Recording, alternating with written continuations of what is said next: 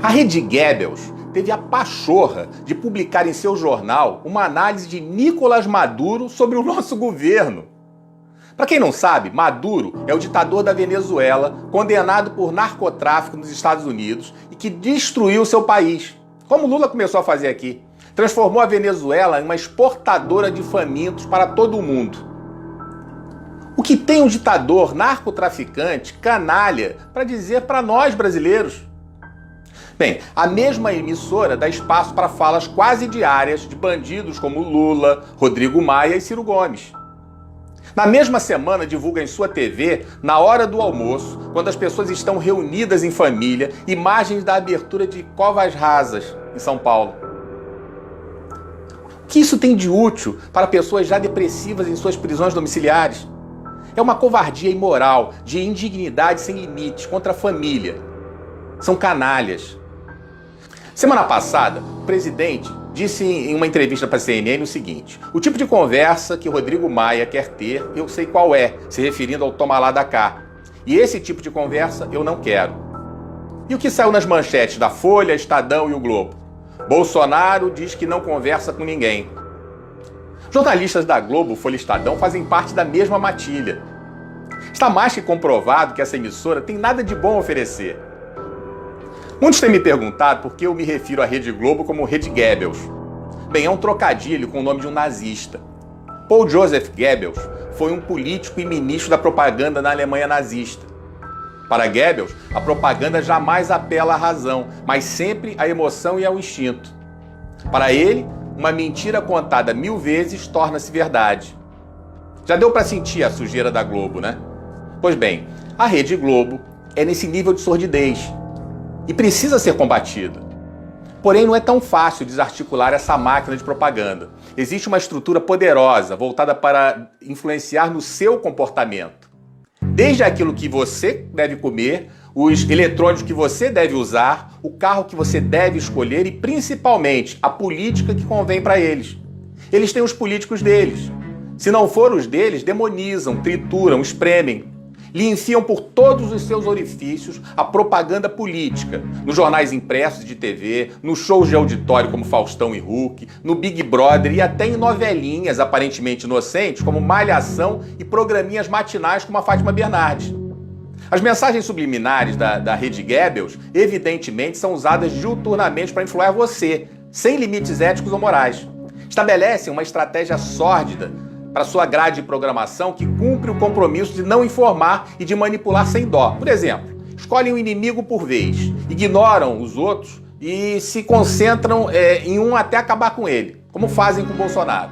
Inventam que as redes sociais são um problema público, criam o fetiche das fake news e afirmam que a vítima de ataques se defendeu usando ardis como robôs e fake news. Tudo que não lhes convém dizem que é falso. Mas são eles que produzem grande parte das mentiras que se propagam. Atribuem todos os males sociais a esse inimigo.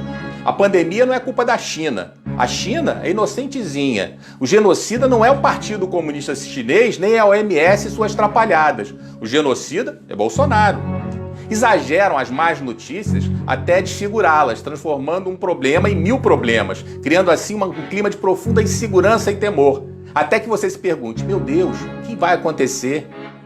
Transformam tudo numa coisa torpe de má índole. Tentam enfiar em sua cabeça que ações do inimigo deles são vulgares, ordinárias, fáceis de descobrir. Bombardeiam incessantemente seu alvo com novas notícias para que você não tenha tempo de pensar, pois está sufocado por elas.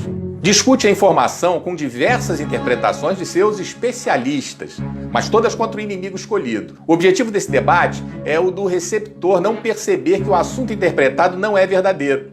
Oculta toda a informação que não seja conveniente. Estão contra a família, em sua malhação, no Big Brother, nos jornais, tentando ditar o comportamento e um comportamento libertino. Mas boa parte da população está acordando. Eles distorcem, tiram de contexto e são máquina de propaganda dos corruptos. Não se trata de Bolsonaro, trata-se de interesses financeiros. Ainda sangram os cofres públicos, mas existe hoje um controle. O governo federal se tornou um empecilho para eles. Os ladrões têm seu braço político com o Maia e Alcolumbre no Congresso, o braço judiciário com o Toffoli no STF e a propaganda capitaneada pela Globo. Claro que existem outros veículos de comunicação, outros deputados, senadores e juízes tão venais quanto esses. Mas os ladrões são gananciosos, não querem parar de roubar.